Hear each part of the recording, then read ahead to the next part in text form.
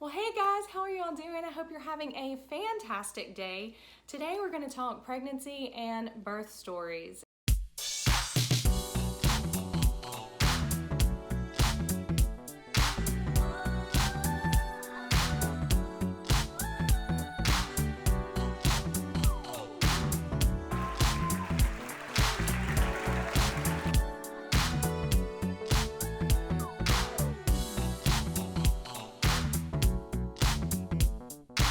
So I'm actually going to try and record all three of my baby's birth stories, but I'll make them into separate videos so you don't have to watch one long video. But I'll start with my first, and some of y'all who know me know that my husband and I were married for 10 years before we got pregnant. And I think everyone, including the grandparents, had pretty much given up on us. We didn't really talk about any struggles, and we didn't really claim infertility issues. That was more of a spiritual thing that I didn't really want to speak over myself, if that makes sense. But I'm actually very thankful that we didn't get pregnant earlier, because I probably would have totally messed my kids up. I didn't even really know Jesus at that point, even though I thought that I did. That's another story for another time. You can watch a video on that. The way that I found out that I was pregnant with him was actually kind of crazy. I had been to a few schools speaking that week, and so I woke up on a Wednesday morning and I was deathly ill. And I was in the bathroom. I was dehydrated at this point and about to pass out. I called my husband and I said, "You're gonna have to come and take me to the hospital." So he comes, takes me to the ER, and the doctor comes in and she says, "All right, let me get samples of everything from you." So they send me to give a urine sample. And after I've already given the sample, I look at the cup and it has someone else's name on it. And I was like, oh no. So I told the nurse, I said, "This has someone else's name on it. You might want to correct this." She goes, "Okay." So later the doctor comes back in and she goes, "Can I talk about everything with you?" And I was like, "Yeah, sure." And she goes, "Okay, well, this is fun, and congratulations, you're pregnant." And I said, "I'm sorry, what?"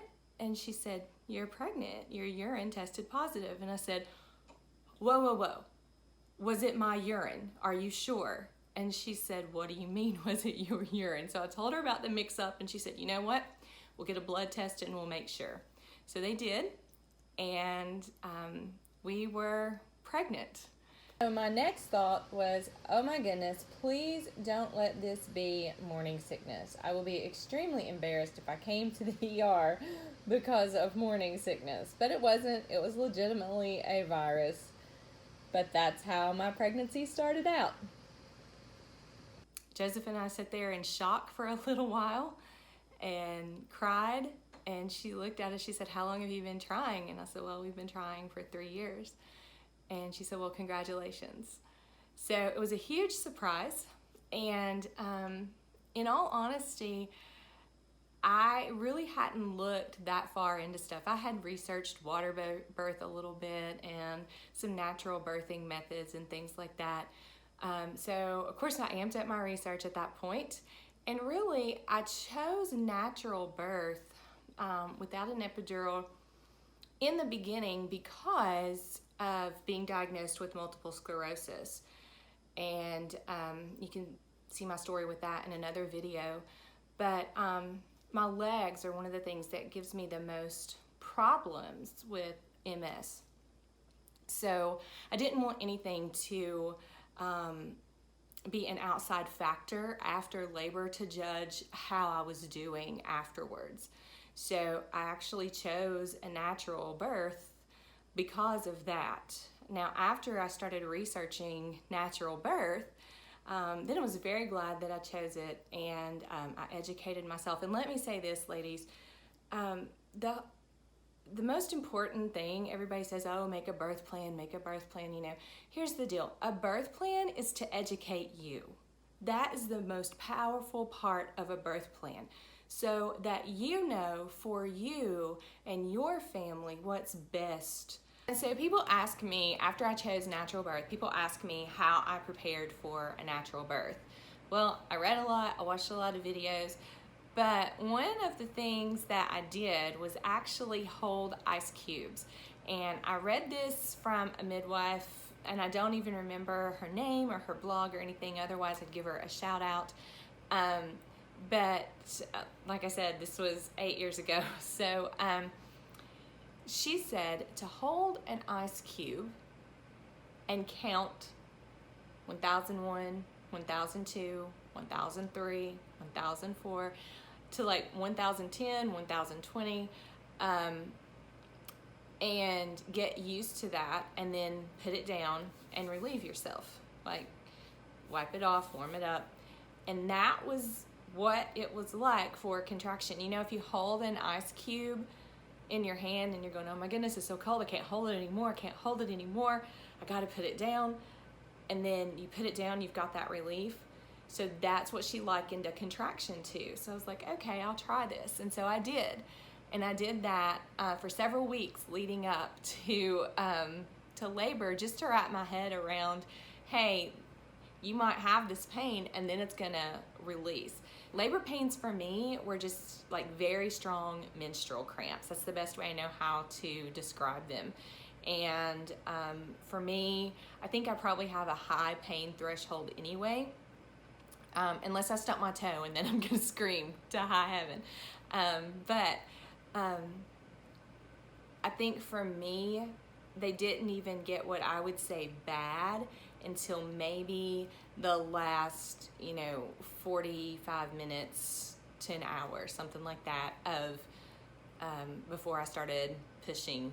So we chose a natural birth in the hospital, and I had this huge long birth plan that I was gonna labor for a little while at home, and I would take a hot bath and all this stuff once my labor started. I never expected my water to break first, and that's what happened. So at 2:30 in the morning, I was woken up and with a big pop, and I ran to the bathroom and I said, oh my goodness, my water just broke. And so I went ahead and ate something because I knew once I got to the hospital, they wouldn't let me eat anything. I got to the hospital and was already at between a 5 and a 6. So they, of course, tested, make sure my water broke, all that kind of stuff. And because I had prepared with a birth plan and because I knew what I wanted, I was able to use my voice and fight back is the wrong word, but fight back a little bit, in all honesty, because in a hospital setting, nurses just do what they know, and that is standard procedure most of the time.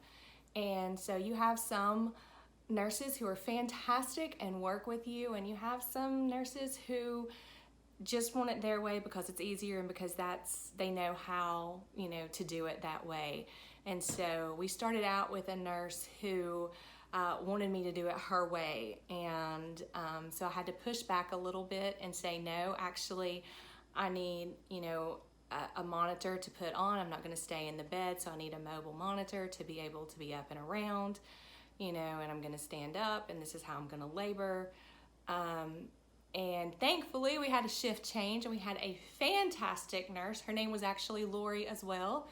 And she was wonderful and very supportive of what my birth plan was.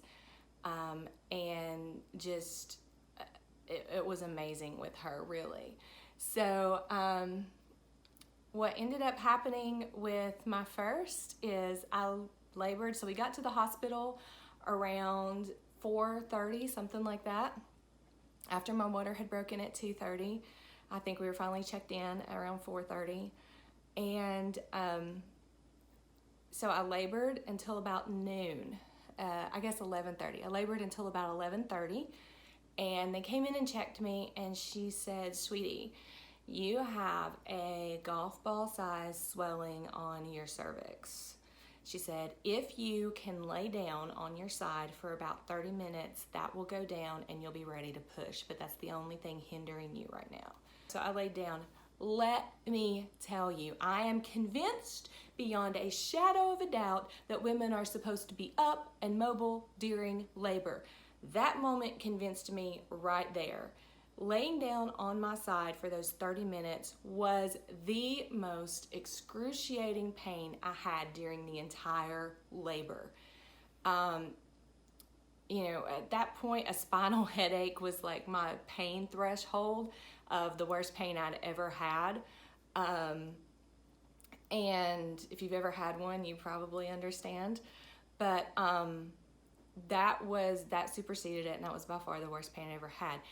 And comparing the laying down pain to the being up and mobile pain was vastly different, ladies. Let me tell you, it was so different. So I'm convinced beyond a shadow of a doubt that women are supposed to be up and mobile during labor. So anyway, the swelling went down. She came in around noon and said, okay, you're ready to go. You're ready to push. So I started pushing.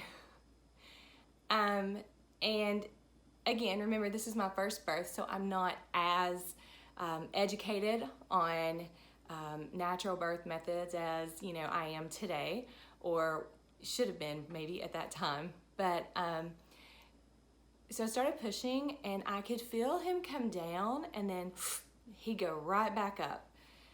And they just said, oh, you know, you're not pushing hard enough. You're not pushing hard enough. So I said, well, what if I turn? What if I turn around? And the doctor looks at me and he says, right now?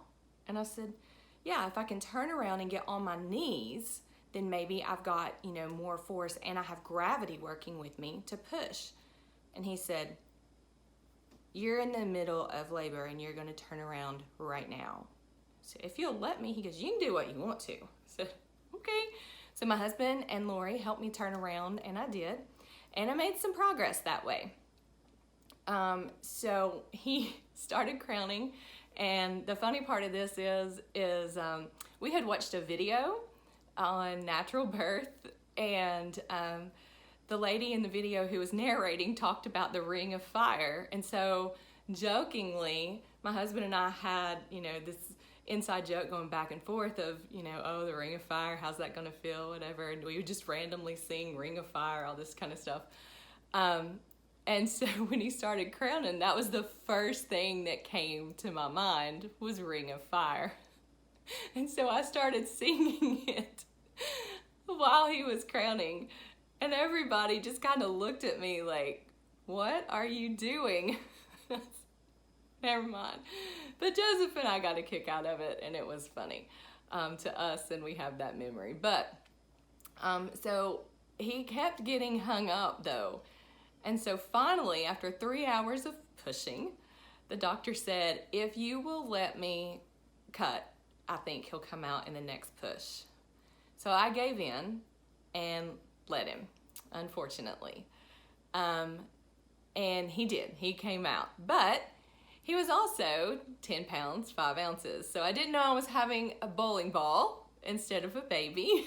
My first go around, he was guessed at around 8 pounds via ultrasound. But it was absolutely amazing. The natural birth in the hospital went great for my first time. And I was thrilled that I had went that way. The recovery, according to what I had heard from other people who had epidurals, was so much better. And it was an absolutely amazing birth experience. And know that you get to choose your birth experience. Educate yourself. It is the most important thing that you can do for you, your baby, your family. Educate yourself. You don't just have to take at face value what others tell you. Thanks for watching, and have a fantastic day.